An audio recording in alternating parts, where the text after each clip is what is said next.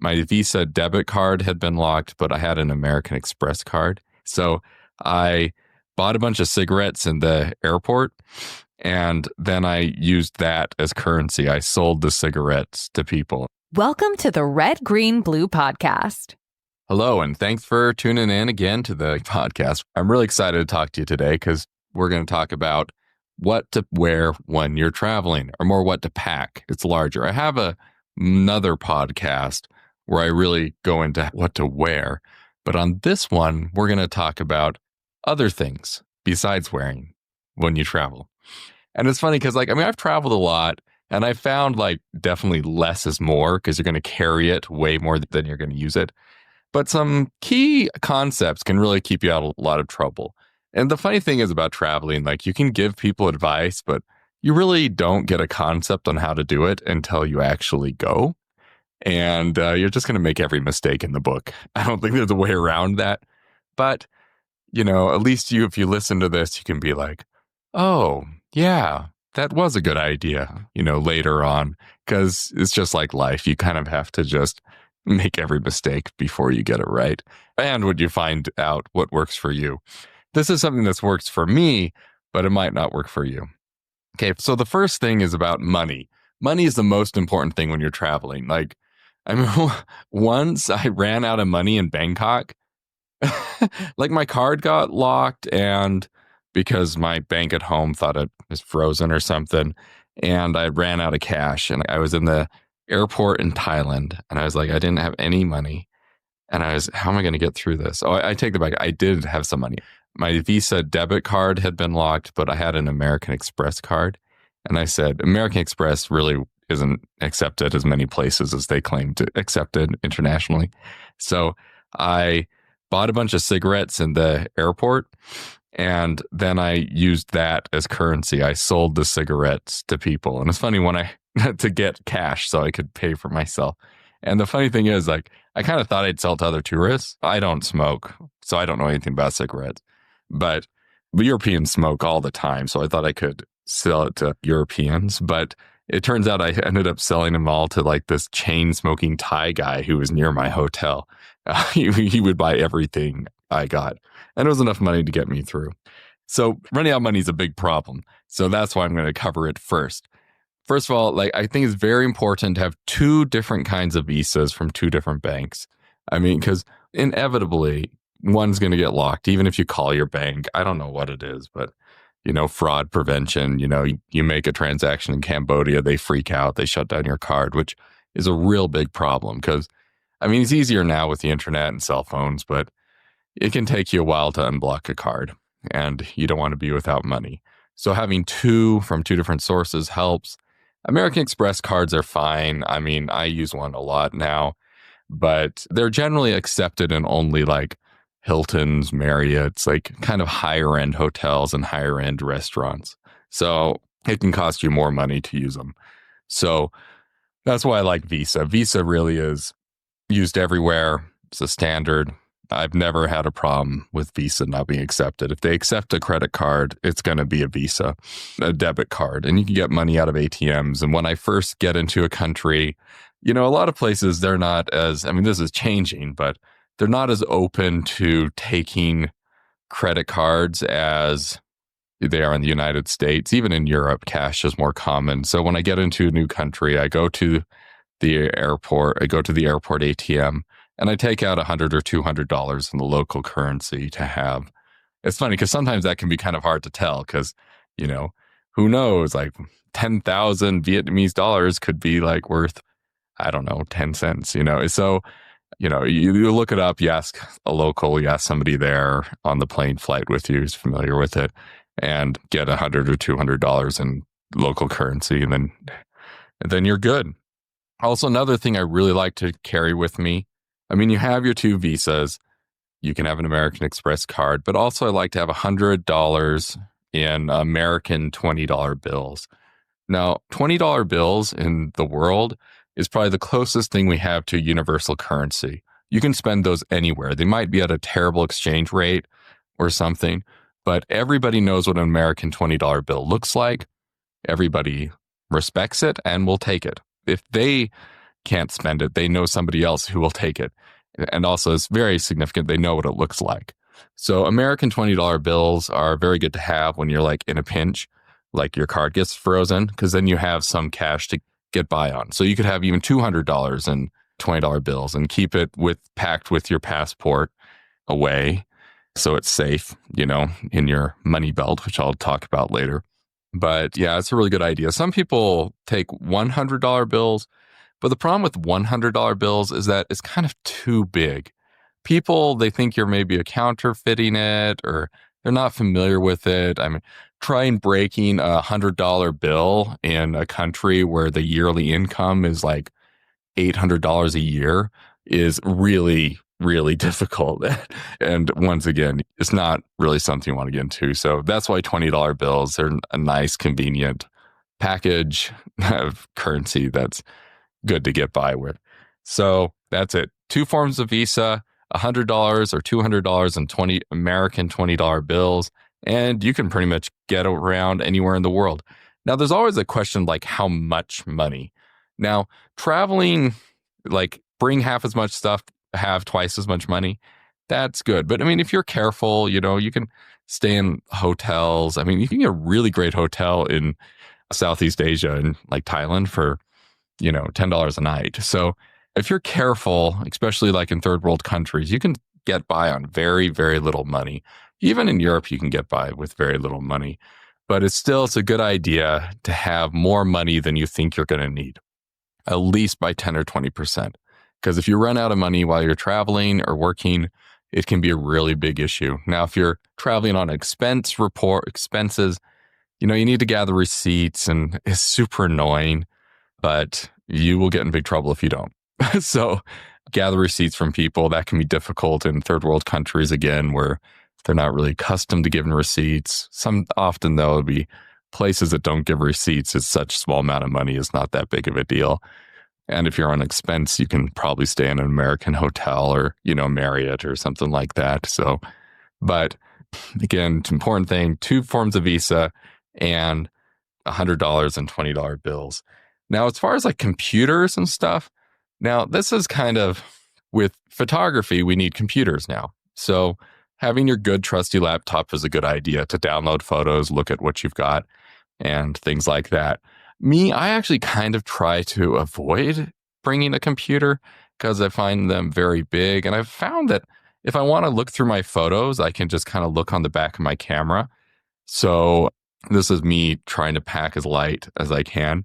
Now, of course, virtually every other photographer I know or filmmaker brings a laptop, and that's perfectly, you should do that if you need it. Definitely don't go without a laptop.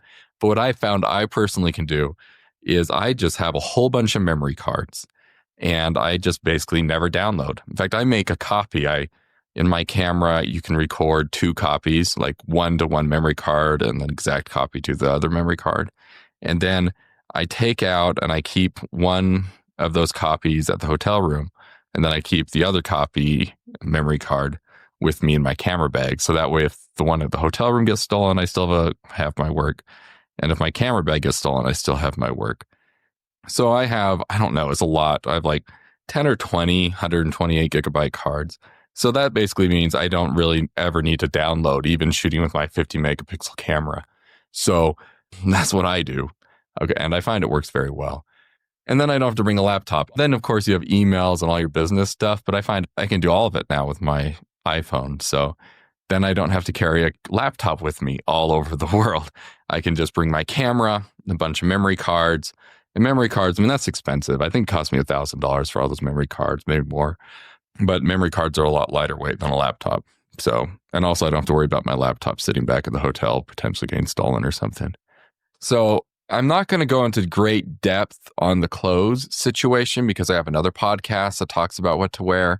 But basically pack as few clothes as you can, like a pair of shorts, a pair of pants, and maybe 3 to 4 shirts and 1 pair of shoes. I mean, if you can do that, I would do that. To me, it's amazing how little clothing you actually need. Again, like 3 or 4 pieces, pairs of underwear, 3 or 4 socks, and you're pretty much good to go. I mean, honestly, I found like packing the camera equipment is always way more than the clothes. Once again, like I'm a guy and there are fashion things and, I generally don't photograph, in very affluent locations, not photographing, the inauguration of a president or something. Because, of course, if you're in that type of situation, you're going to need more clothes. But whatever it is, think at the bare minimum. Like, if you're in doubt, like, will I need this? Then don't bring it. When in doubt, leave it out. That's actually from Steven Spielberg, and that's about editing. And it's very true about editing, but it's also very true about packing. So pack as few things as you possibly can so you don't have to deal with it and drag it around and also it's just less things to keep track of. Good shoes are very important. As I say in my other podcast, get shoe insoles of some sort, good sturdy shoes that you walk in, because even if you're just being a tourist, you're going to be walking all day and you really don't want to have your feet get sore, because if your feet get sore, that's all you can think about. It's like, man, my feet hurt. And you're not going to think creatively, constructively, and get a good photograph. Now, passports and driver's license. I'd always bring a passport and bring a driver's license because, you don't know if you're going to need a car or something to that effect. And keep it in a money belt. Now, I know this is super dorky, and I've gotten lazy about it sometimes, but unfortunately, I've never had it stolen. But I certainly have met a lot of people traveling who have had their passports stolen. And having your passport stolen is the only event that can happen beyond serious injury that can just stop your trip dead cold. It's very hard to move forward. So keeping track of that is very important. And these belts, you can get ones that go underneath your shirt. I prefer the belt one. You zip up all your $100 and 20s, important credit cards, and your driver's license, and I put them in a Ziploc bag, and then I stick them in this belt. The Ziploc bag is to protect the passport and money from your sweaty body. And then I stick that belt inside my pants. And it's funny because when you're traveling, if you're on the subway in Rome, you're packed in like a sardine. Of course, you got to also realize that if you're in a poor country, even a couple $100s can be more than they make in a month or two. And a passport is certainly worth that much. So basically, in America, if you were walking around with $3,000 all the time, you wouldn't just keep it in your front pocket, right? And you got to think that's kind of the equivalent of what you're carrying around. So stick that in under your pants so you can't get pickpocketed. Again, there's ones that hang around your neck. I don't like those as much. I find them distracting and get in the way of my camera and things like that. But, in these more European cities and Asian cities, you're really packed in. So you're really very vulnerable to pickpockets and things like that. And also you just don't want to worry about it. You don't want to constantly be thinking, oh, am I going to get pickpocketed? Oh no, I'm so scared. So if it's there, it's next to your skin, it's underneath your pants, it's zipped in, and your belt's over it, you know that you're not going to get pickpocketed. It's basically impossible to get pickpocketed with that thing on. So it's kind of dorky, and every time you pay for something, you're kind of going inside your pants. But again, you're already in a foreign land, so you're plenty dorky. So don't worry about it. Of course, sometimes I have to admit, if I'm in London or, Bonn or Dusseldorf, a place is very modern. I know there are a lot of other people around who are way better pickpocket targets than I am, so I don't worry about it as much. But at the same time, they can get pickpocketed and they're at home and it's an inconvenience and they can deal with it. But you're paying, you're taking time, you're there, you're working, you really can't afford to spend a day or two tracking down replacement for your passport. That'd be a huge problem. So in fact, an amazing race, if you lose your passport, you're just kicked out. You don't progress, you're just done. And that says a lot about how important it is not to get your passport stolen. So again, those little belts, you can buy them at travel shops and airports that keep your passport, $100 and $20 bills, your credit cards, boom, your driver's license, you're set. So the next thing I've got is toiletries. Now that, to me, little bottle shampoo, soap, toothbrush stuff, I like to pack these in Ziploc bags because then you can see what you've got. They're protected. Like you're not going to get toothpaste all over your clothes or your shoes if they get squished, if something leaks. And, just like 3 or 4 Ziploc bags and then put them like in a bigger Ziploc bag.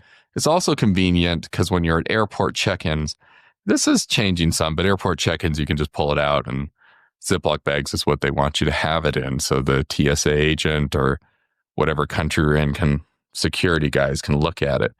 So those Ziploc bags, and honestly, even just bring a couple of extra Ziploc bags, batteries, make sure you have plenty of batteries. I keep a Ziploc bag full of batteries. I mean, that again depends on what camera you're using. But Ziploc bags, in fact, a chair of an archaeology department at a major university once told me, he said, camping is paper towels and Ziploc bags. And that's really, it's like, that's really true. I mean, you don't need to bring paper towels when you're traveling, but Ziploc bags are incredibly useful and they don't take up too much space. It's funny, you used to need to, I would say, pack guidebooks, but now you don't need guidebooks as much. You have Wikipedia and Travel Advisor and hotels.com, all these great apps that really solve that problem. You can get like Lonely Planet guides downloaded onto your iPhone, but fine, they're not as useful as they once were. They've all been kind of supplanted by this catalog of apps. Hotels.com, Travel Tiviaglo, I think that's the name of it. That's a good one. Also, PayPal is actually surprisingly useful. Also, just Googling. I always get a data plan and it costs a lot of money. I think it's like $20 for 100 megabytes, but I find that's the best money I ever spend because it gives me so much information. So on a trip, I can spend $100 or $200 in data.